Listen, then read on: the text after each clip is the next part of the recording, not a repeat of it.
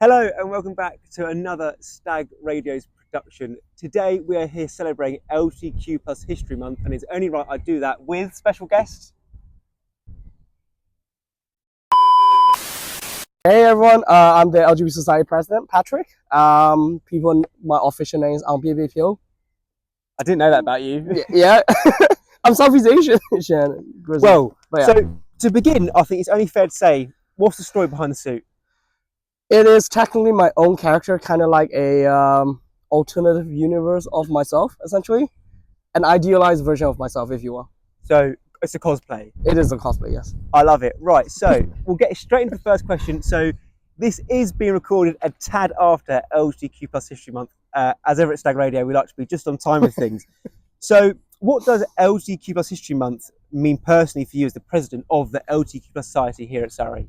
I think in general, it's just what does LGBTQ means to me, because I come from Southeast Asia, as I mentioned just a second ago. It's really interesting growing up queer in like countries in like Asia and stuff, which we don't really heard much about, like LGBTQ representation over there.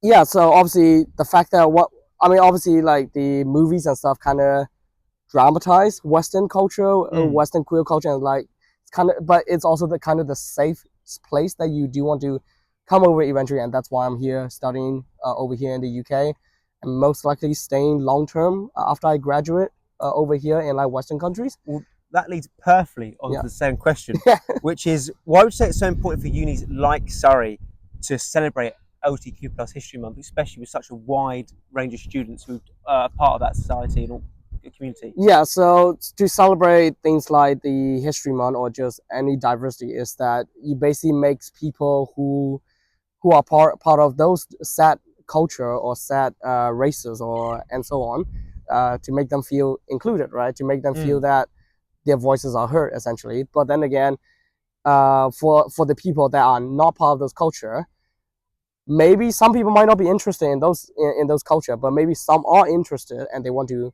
experience the culture, and you get to learn something here and there, right? Like, because let's say for me, bringing my Burmese culture over here, which we actually have a Burmese society as well now at Surrey. Imagine when you think about, Christy, if I ask you about Burmese cuisine, would you know anything about it? I couldn't tell you about English cuisine, never mind Burmese. But if you think about Thai cuisine, right? I can probably name some things at a time. Exactly, like Chinese cuisine, you know, like Chinese stir fry and all this stuff. Obviously, like some cultures, you don't know what cuisine they are. Well, like I can tell you one thing about the Burmese cuisine. We have like say a Burmese tea leaf salad, which I've gave a few of my friends to try. They absolutely love it. Yeah. Basically, that's my whole point about sharing cultures, right? Like if you have not experienced those culture, maybe this is the perfect time. It is very important for the university to celebrate these cultures so that more people get to experience it, more people get to find out about different cultures and maybe the struggles of some people, and then people could like suggest to help, right? I think that's interesting because you want to talk about collaboration, because we've recently just had the Sapphic Society introduced, which I believe is your treasurer, vice president. Yeah, my vice president. So when you talk about collaboration, how does collaboration take form with like the Sapphic Society, or you said different cultures, you know, with the Burmese Society, the Filipino Society? How do you see collaboration amongst wider societies with the LGBTQ plus society? I think the thing with Sapphic Society and stuff, we actually have a session coming up next Monday. We're going to ignore the train. Ignore the train. Next Monday we actually have a performative lesbian competition. Wow. And what does that? I mean, what does a performative lesbian competition? How does that take place? And what does that take the form? I think it's just people are. I think the main idea behind the session is to get everyone to dress up like the most obnoxious stereotypes that you can find. I mean, obviously, some people would like. I mean, I know people in the community that might not be a fan of it. They were like, "Oh yeah, you're stereotyping." But then again, I'm also kind of the believer that like you kind of want to. I mean, so we get to poke fun of our own culture and like our own stereotypes, right? Because that's just who we are, and sometimes we do personally embody some of those stereotypes. For example, Uncle Roger, which obviously very popular Asian, like very popular among TikToker Uncle Roger. Yes, I'm familiar. And like same thing for me. Like I'm very Asian to the point that sometimes I just keep telling my classmates that like I'm disappointed at your grade. So just things like that, like, is that you are allowed to poke fun of those culture yourself, right? Because that's, you're embracing your culture, you're like fully embodying it. Because when you talk about like actually embracing something, you really want to like accept every part of it, right? Good or bad. Because I'm not denying there are bad parts about every culture, LGBT culture included, my own Asian culture included. Like, yeah, like one thing that we can tell is Asian cultures push people to study way hard. Yeah. I do not recommend that. Growing up in that life, no. So how do you draw the line? Because obviously there's a lot of Yeah. There's some discrimination still at all universities against LGBTQ plus society. So how do you draw the line amongst having a laugh with your own societies or your own events, to then it being too far and becoming a wider issue? Yeah, it's a tricky subject, because even within the LGBT community, right? I'm not sure if you have heard of it. There's actually a group out there called LGBT. Oh my God, the trains again. We're just going to ignore the trains. We're hoping the mics won't pick it up. Unfortunately, we haven't got control of trains at Stag Radio. But either way, yeah. So for example, recently within the LGBT communities, there is now something known as LGBT Alliance. Yeah. And there's been slogans that's been passed around both in those communities and online, where people are talking about the T should be separated from the LGBT. So that's the trans community. Yeah. So like, they are basically being like, there are transphobia within the LGBT community itself, right? Which sounds a bit hypocritical, and like you're also talking about like, oh yeah, gay people will be homophobic against other gay people. Like, yeah, like it's a fine line to draw, right? Like, for example, one example that I can give about like, say, homophobic gay people. So say if you're dating someone, or like if you're like on a dating app or something, like someone, and you know, you just don't like that person, is just not your type. Yeah, that's not really discrimination or homophobia, right? Like, it's personal choice. It's personal choice. Like, everyone have a choice to choose what they want in a partner, right? Obviously, provided it's not too outlandish, where you're just never gonna find anyone. But then on the other hand, if you have someone who is like, oh yeah, I don't really want to be overtly gay, or like don't want to show PDA or something, like, I've had a lot of partners that say things like that. The issue with that is there is a very fine line between, you don't want PDA because you want things to be kept private, right? Yeah. And then there's the difference where you don't want PDA because it's gay. Right, now that's an internalized homophobia. I mean, back in the day, when we think about internalized homophobia, it's going to be like what? It's going to be like bullies, or like whatever, like bullying gay kids because they're gay themselves apparently, or somehow. But nowadays it's more subtle. It's more in the background. You don't really see it, find it. So like, it's a rock and a hard place. So like, there's no really an easy solution out of where we are right now. Yeah. And that's kind of the issue, right? And how can students, I mean, not only at Surrey, but at all universities who go to their LGBTQ society, how can their society, and as the president of that society, help them and kind of guide them through that process? Yeah, I mean, that's why I do keep telling people that, like, just come to a society where I mean, like, I'm not encouraging people to be in a bubble, right? Like, you should have views that... Because we've spoke before during the size process about being closeted. Not everyone who is a member of the LGBTQ community wants to join the society because they're not at that stage, or it's just not for them. Yeah. So I think this was, we talked about it a few weeks ago. I think it was just after the science training. So like, the thing is that, like, which only one of us was successful. Congratulations on your appointment. Thank you very much. Inclusivity and Accessibility Officer. I'm not doing the president next year for the LGBT Society. It's going to be way too much work. Well, see, I'm doing the opposite. I'm sticking my society, and the union wasn't for me. But anyway, that's off topic. But yeah, so speaking of what we're saying a second, so like, the thing with, Christy, do you mind catching up? Sorry, I lost my train of thought. So the question further lines of how important are the societies such as the LGBT Society for creating a safe and inclusive place for students? Yeah. So like, it is really important, right? And in terms of how societies can help, especially when it comes to like people that are like, well, in terms of closeted people, like, it's kind of their choice that they don't want to be like in these societies or something. Like, that's completely fine, because like, they're still figuring themselves out, or so on. They are not, well, they may not feel the society is safe. Yeah. We do try to be as safe as we can, right? We do make sure that, say, certain events where it may be a bit triggering or so on, we are gonna preemptively warn people the week before that next week's event is gonna deal with really sensitive topics and so on.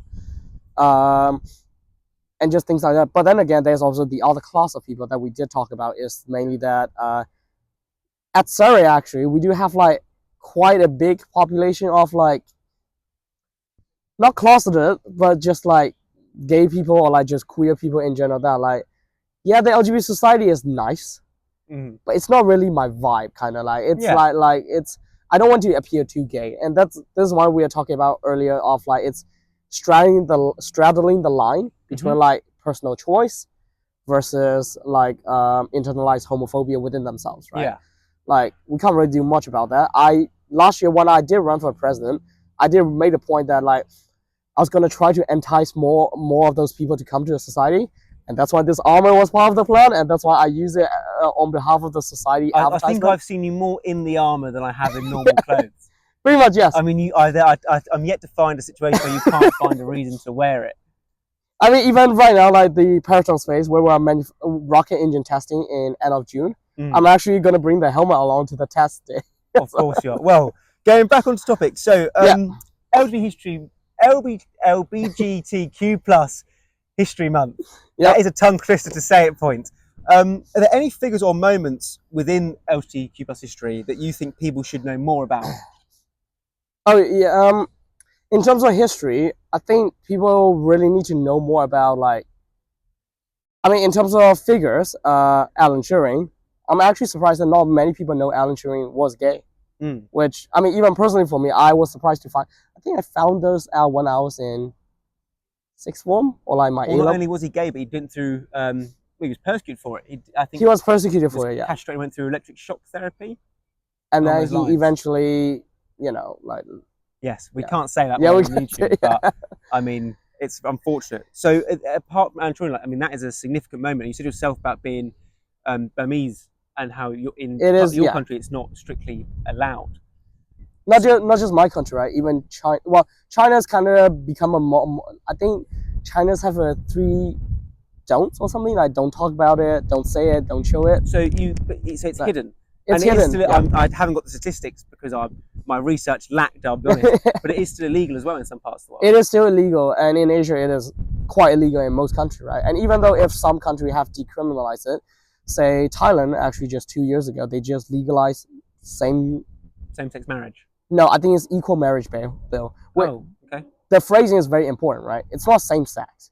It's equal marriage bill for everyone. Everyone over the legal age of 18 can get to marry, which is honestly, that's really progressive. Like, it's a step beyond where like Western legislation was back in the day, right? Yeah. Like, this is how the like legalization of like the queer movement or like that happening at Asia. It is somewhat more progressive, but at the same time, there are also not so progressive parts, like where families, and like even say in Thailand, they're still going to be very much against like their kids being gay or lesbian. Yeah. God forbid if they are trans. Like, it's going to be like so, to some family members, it's extremely appalling to them, right? Yeah. Like, even for me, in my own family, my mom have accepted me. One of my brother have. The rest of my family don't. They gave me quite a hard time for it when they found out that I was gay. And this was just because I was gay. And they said quite frankly homophobic and transphobic comment. They basically asked me like whether I am I a man or a gay? Yeah. So Christy, about that, so when they refer to gay, they're referring to the drag queens in Thailand. Yeah. Which are like, some of them will be trans, some of them are just gay or lesbians. But like, yeah, like they're basically saying that like, am I gonna transition as a gender? But they just don't understand, right? They have no exposure to queer culture. Like, obviously in queer culture broadly, you're kind of divided into like sexual orientation, which is basically the type that you like, and gender identity, right? Like whether you're a man, girl, non-binary, bisexual, not bisexual, transgender, or like more, right? And it's just Asian culture is still catching up. It is getting going the right way, where like kids of our generation, especially coming from Asia as well, everyone's a lot more progressive. They support their friends and so on, and that's why many of the queer people in Asia find strength from their friend groups and so on rather than like their family, right? Which, Yeah. but then it sucks because in Asia we really value family, and for me it is personally really hard that my parents, well, not my family members, were like quite homophobic. So then that is quite admirable of you that you've come from that background and yet you're at quite a well-established uni leading one of our biggest, I'm going off camera here, one of our biggest societies. I actually think you had the biggest increase in numbers. Honestly, we doubled our number this year. We went from around 70 or 80 members. Right now we have 161. Wow. Maybe if anyone's watching and they haven't got a membership, get memberships right now. That really goes on to my next and final question is, what is the most rewarding part about leading the LGBT society? I think it's just more so personally for me, maybe I'm a people pleaser, I suppose, but also just that I really just enjoy helping people and just like growing a community. Yeah. Right? Like if you talk to my cohort in engineering, to my friends and stuff, like where some people, or like for example, case in point, my rocketry team last year, who most of the people who are only doing this for their CV for themselves, who abandoned the team midway through, like they're looking out for themselves. But for me personally, I wanted to make sure that everyone was doing okay, right? Nobody left behind. But that's also just the cultural difference from me coming from an Asian background, right? Like it's just you kind of grow. You're stronger when everyone's like together, rather than separate. Right? And that's again case in point earlier as well. We spoke about that earlier, and that is really the point of society, isn't it? To bring community and essentially, inclusivity.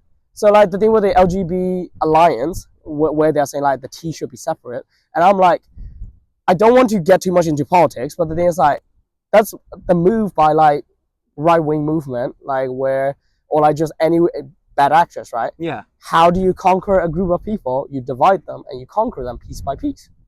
That's what all the great tacticians of history will tell you, that you cause diversion between them, you cause issues between them, and you separate them out, and then it's easier to take over one group, then they're going to come for another one, right? Which case in point, I think in America, obviously they have rolled back like a lot of trans protection and stuff, and now they are also going after like gay marriage in some states. In the UK as well, which recently, I really don't want to get into politics, but reform, we love reform. But then you could argue that the whole point of this month is to show the failure of that.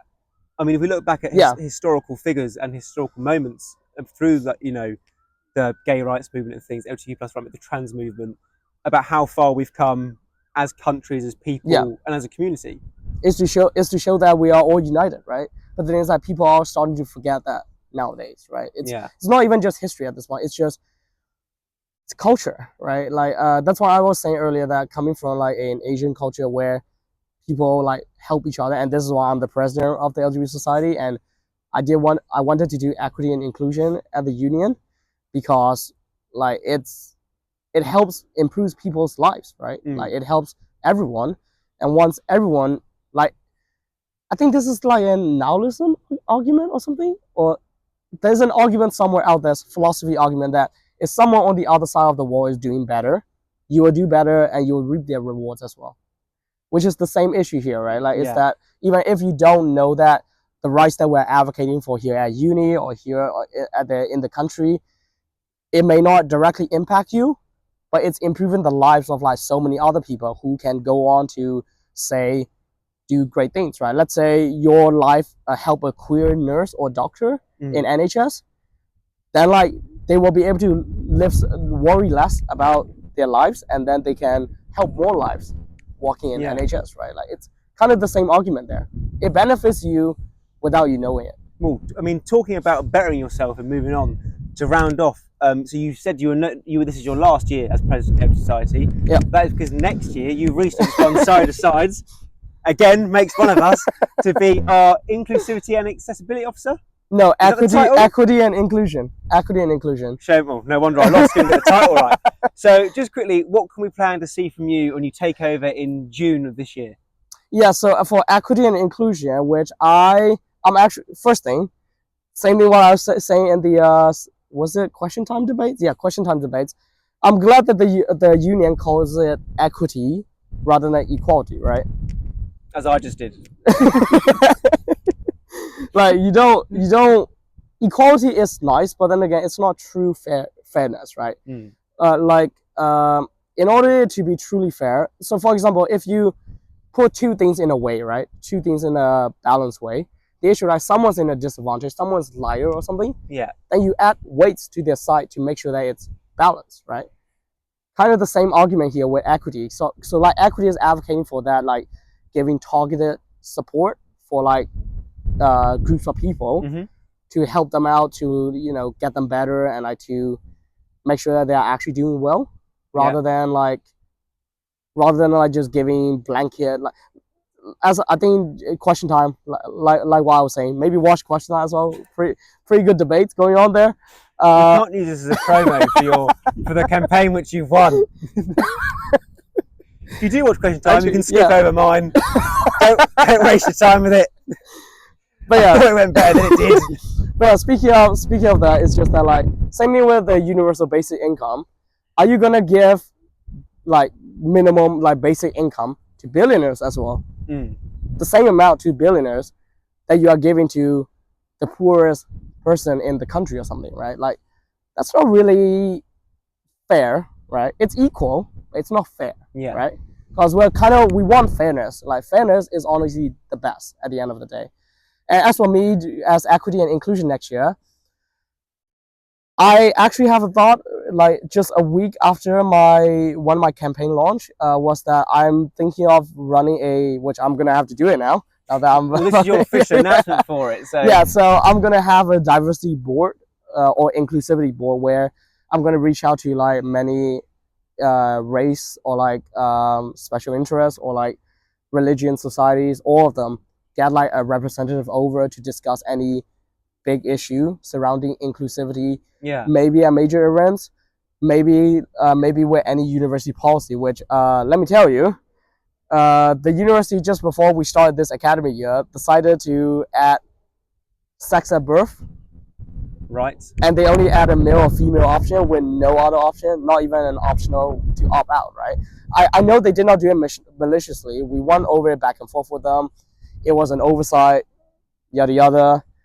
We resolved it, but to prevent something like that from ever happening again, I'm going to talk to the uni that if anything happens, you should consult the students first, because societies are there for a reason, right? Especially like if you're talking about like the different racist society or like the LGBT society, like what are they gonna do? Are you just saying that they're just running fun events and like just fun events, interactive events, and that's it? Yeah. They actually do real things as well. They actually do things that they're the core representation of the students. Exactly. Especially one as important as LGBT society. So like the thing is like the university, it is very important that university does remember to consult that, right? And it will be easier for them if that consulting is like in one place, right? Yeah. And that's why we should have a diversity or inclusivity board, and maybe for specific rules or policy that the university is trying to change, maybe I'll reach out to like specific society if it calls for it, right? As for other things, what we're doing, Nicole, our next union president, she talked to me about this, where we want to do like a lot more Southeast Asia representation, and we talk about doing we talk about doing a lunch sale, not lunch sale. Well, speaking of which, LGBT Society lunch sale for History Month, we sold some dumplings. We raised almost £200 for charity. Yeah, for charity. They're going the wrong way about our funding. But like same issue there, like for next year with probably a Southeast Asian Awareness Week, where we will probably do it with Nicole or something, because she is the president of Filipino Society, right? And she will still have the contacts for it. We're probably like around this summertime right now, we might do some Southeast Asian desserts. I think it will be pretty banging. Well, I mean, it's all stuff to look forward to. Yeah. That's it. That's all we've got. So to all those who take part, I hope you had a really good LGBTQ plus History Month. We'll put all of the LGBTQ plus society's socials, that's hard to say after a few times, socials down below. Patrick, thank you so much for your time. Absolutely. No, thank you for bringing me on. It's really fun to talk about this, because retrospective, It's been a big month. It's been a big month for the society and a big year for the society, if I'll be honest. Well, I'm always glad Stag Radio again could help. Sorry about the trains. Oh, we haven't got control of that. We did not have train for the, like, we had a few at the start and now it's gone. Well, Until this one just came by. Anyway, thank you for your time, and we'll see you in the next one.